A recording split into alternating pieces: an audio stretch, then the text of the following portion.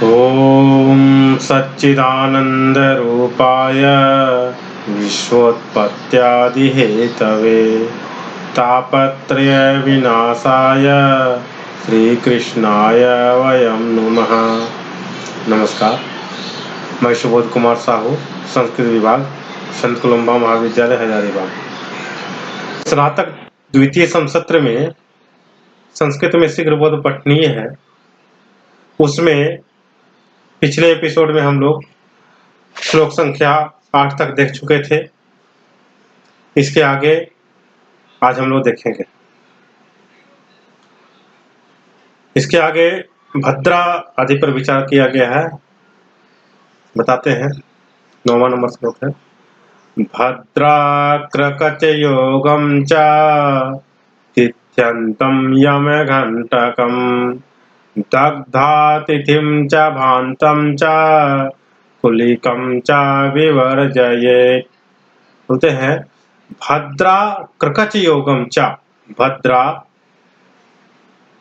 यानी भद्रा से युक्त, कर्कच योग यानी कर्कच योग से युक्त, तिथ्यंतम यानी तिथि की अंतिम 2 घड़ी, तिथि की अंतिम 2 घड़ी, यम घंटक योग, यम घट योग, दग्धा तिथि और भांतम यानी कि भ मतलब नक्षत्र की अंतिम 3 घड़ी का काल, अंतिम काल हो गया।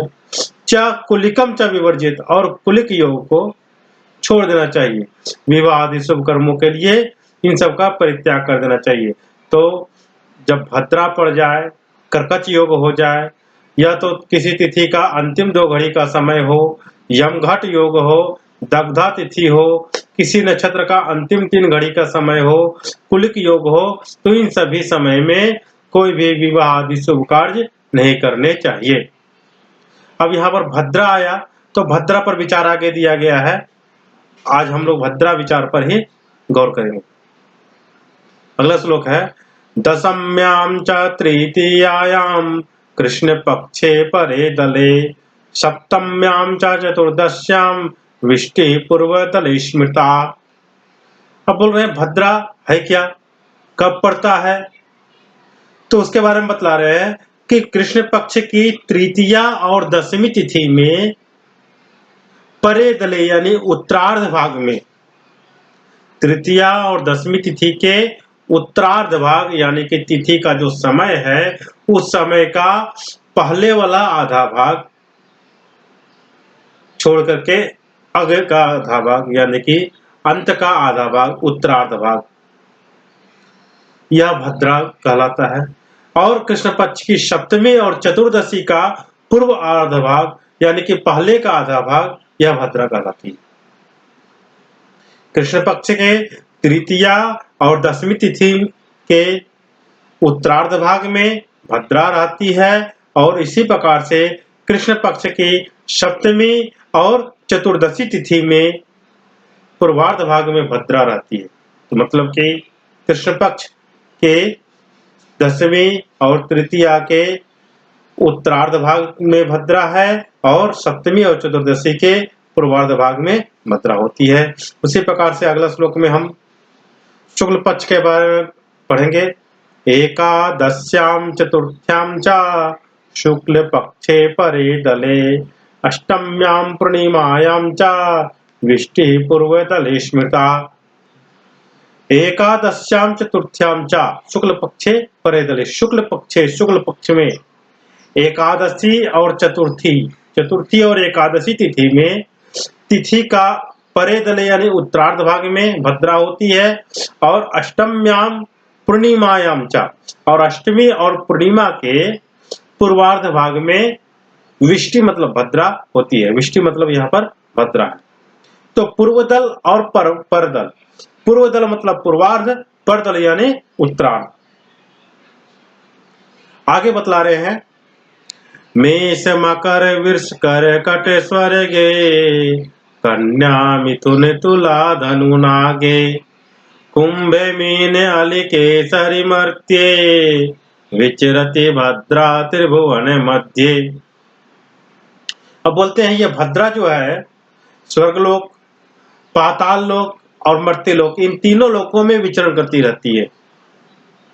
मेष राशि, मकर राशि, वृष राशि और कर्क राशि, इसका अगर चंद्रमा होता है तो उस समय यदि भद्रा पड़े तो समझना चाहिए कि भद्रा भी स्वर्गलोक में विचरण कर रही है। कन्या, मिथुन, तुला और धनु राशि में यदि चंद्रमा हो और उस समय यदि भद्रा पड़े तो नाग यानी कि पाताल लोक में भद्रा विचरण कर रही है। कुंभ, मीन, अली, अली का मतलब वृश्चिक और केसरी मतलब सिंह। कुंभ, मीन, अली, केसरी राशि का यदि चंद्रमा हो उस समय यदि भद्रा पड़े तो समझना चाहिए कि यह मर्त्य लोक में भद्रा पड़ी है। इस प्रकार से भद्रा जो है वह तीनों लोकों में विचरण करती रहती है। स्वर्गे भद्रा शुभम कुर्यात्, पाताले च धनागमम्, मृत्युलोके यदाविष्टि सर्व कार्य विनाशिनी। अब हम लोग तो ये जान चुके कि स्वर्गलोक में भद्रा होती है जब मेष, मकर, वृष और कर्क सिंह में चंद्रमा हो और उस समय भद्रा पड़ती है तो स्वर्गलोक में होती है।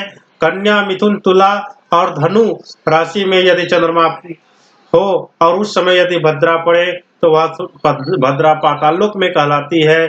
कुंभ, मीन, अली मतलब कि वृश्चिक और केसरी यानी कि सिंह राशि में यदि भद्रा हो उस समय चंद्रमा हो और उस समय भद्रा पड़ती है तो वह मर्त्य लोक में पड़ती है।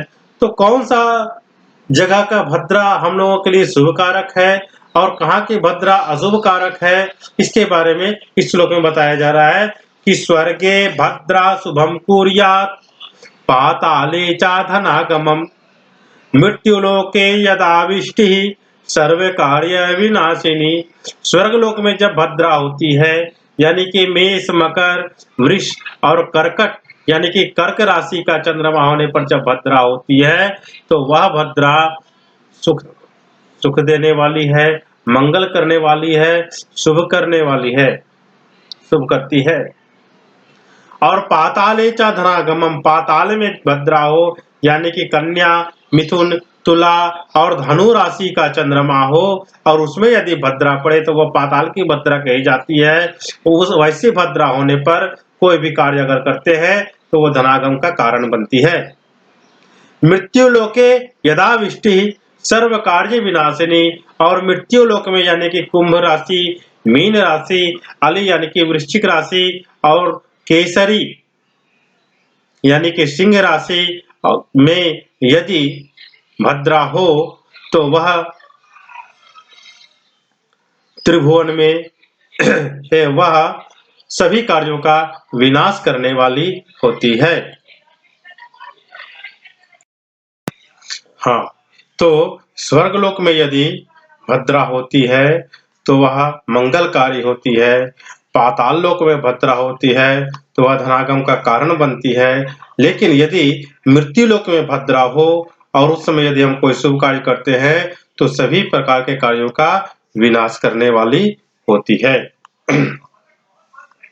आगे बतलाते हैं, षण्मुखे मृत्युलोकस्था, पाताले चाधोमुखे, ऊर्ध्वस्था स्वर्गगा भद्रा, षण्मुखे मरण प्रदा।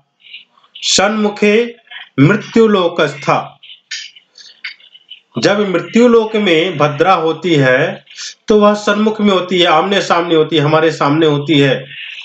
और पाताले च अधोमुखी, और पाताल में जब भद्रा होती है तो वह अधोमुखी होती है, नीचे की ओर सिर की हुई होती है। ऊर्ध्वस्था स्वर्गगा भद्रा, और स्वर्ग में जब गमन करती है भद्रा तो उस समय वह ऊर्ध्वस्थ होती है, ऊपर की ओर सिर की हुई होती है। सन्मुखे च, सन्मुखे मरण प्रदा, यदि भद्रा सन्मुख में होती है यानी कि मर्त्यलोक में होती है तो वो मृत्यु देने वाली होती है, मृत्यु प्रदान करने वाली होती है। इसलिए जब भद्रा पृथ्वी लोक में हो उस समय कोई भी शुभ कार्य नहीं करना चाहिए। आगे है, दिवा भद्रा यदा रात्रौ, रात्रि भद्रा यदा दिने, तदा वेष्टीकृते दोषो ना भवेत सर्वसौख्यदः। अब बोलते हैं दिवा भद्रा यदा रात्रौ, जब दिन की भद्रा रात्रि के समय पड़ जाए, और रात्रि भद्रा यदा दिने, और रात्रि की भद्रा यदि दिन में पड़ जाए, तदा विष्टिकृतो दोषो ना भवेत,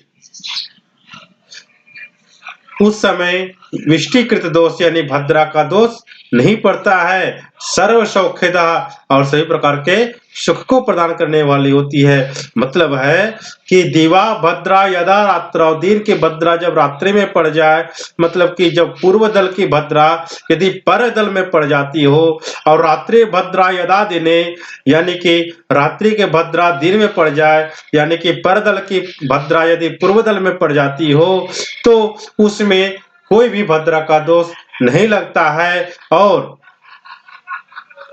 उस समय अगर कोई कार्य कर देते हैं तो वो सभी प्रकार के सुखों को देने वाली होती है। तो इस प्रकार से आज हम लोग देखें कि किन किन समय में शुभ कार्यों का त्याग करना चाहिए, तो उसमें भद्रा का विवेचन आया। तो भद्रा पर आज हमने विचार किया कि भद्रा कब कब पड़ती है, तो कृष्ण पक्ष के तृतीया और दशमी के उत्तरार्ध में, और सप्तमी और चतुर्दशी के पूर्वार्ध में भद्रा पड़ती है, और शुक्ल पक्ष के एकादशी और चतुर्थी के उत्तरार्ध में, और अष्टमी और पूर्णिमा के पूर्वार्ध में भद्रा पड़ती है। इन सभी भद्रा में कोई भी शुभ कार्य नहीं करना चाहिए। फिर आगे बताया गया कि मेष राशि, मकर राशि, वृष राशि और कर्क राशि का यदि चंद्रमा हो और उस समय भद्रा पड़े, तो वह उस समय स्वर्ग लोक में भद्रा विचरण करती रहती है। कन्या, मिथुन, तुला और धनु राशि का चंद्रमा होने पर भद्रा पाताल लोक में विचरण करती है। कुंभ, मीन, वृश्चिक और सिंह राशि का भद्रा होने चंद्रमा पर भद्रा होती है, तो वह मर्त्यलोक में विचरण करती रहती है। इस प्रकार से भद्रा तीनों लोकों में गति करती ही रहती है। आगे हम लोग जाने कि स्वर्ग में जो भद्रा होती है वह मंगल प्रदान करने वाली होती है। पाताल की भद्रा धनागम का कारण बनती है, लेकिन यदि मर्त्यलोक में भद्रा पड़ जाए तो वह भद्रा सभी कार्यों का विनाश करने वाली होती है। और आगे बताए थे कि मृत्युलोक में यदि भद्रा, मृत्युलोक में जो भद्रा है वह हमारे सन्मुख होती है। पाताल की भद्रा अधोमुखी होती है, स्वर्ग की भद्रा ऊर्ध्वमुखी होती है, और जो भद्रा सन्मुख में होती है वह मृत्यु प्रदान करने वाली होती है, यानी कि मर्त्यलोक की भद्रा हमें मरणप्रद दुख देने वाली होती है।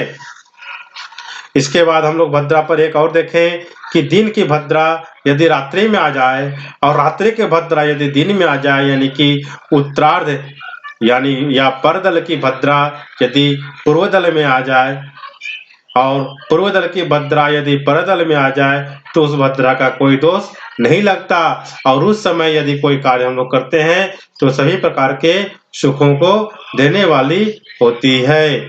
नमस्कार।